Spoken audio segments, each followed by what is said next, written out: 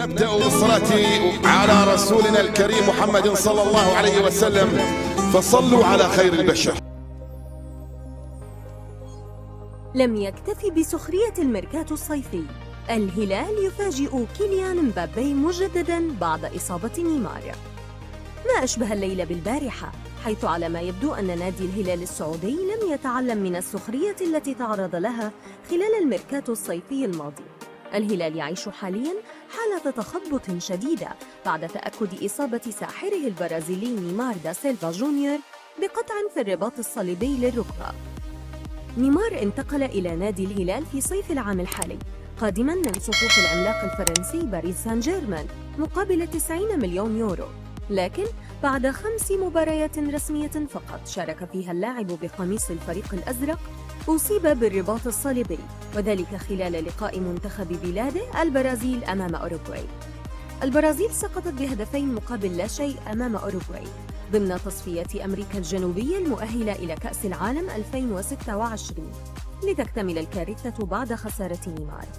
ومن أجل تعويض الساحر البرازيلي بدأت الإدارة الهلالية تناقش الأسماء المحتمل التعاقد معها خلال الميركاتو الشتوي القادم يناير 2024.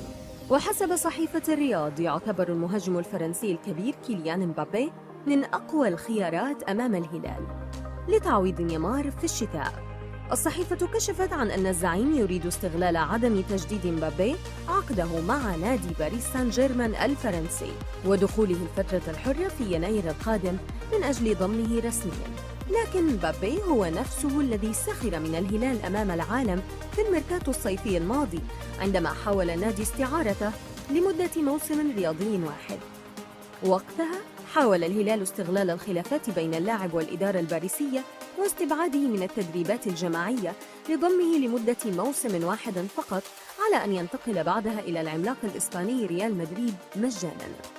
عرض الهلال لمبابي ونادي باريس سان جيرمان في ذلك الوقت تخطى 700 مليون يورو، الأمر الذي تفاعل معه لاعب كرة السلة اليوناني يانيس أنتيتكونمو. أنتيتكونمو كتب عبر حسابه الرسمي بمنصة إكس: إلى الهلال، يمكنك أن تتعاقد معي، أنا أشبه كيليان مبابي. مبابي هو الآخر تفاعل بسخرية مع رسالة لاعب السلة اليوناني بمجموعة من الإيموجي الضاحك، مع تأكيدات من أشهر صحف العالم على أن المهاجم الفرنسي قال للزعيم: لا يهمني اللعب معك مهما كان الراتب. ومن المستبعد أن يغير كيليان مبابي رأيه وأن يكون رده في الشتوية كما كان في الميركاتو الصيفي، وذلك إذا قدم الهلال عرضاً رسمياً جديداً له.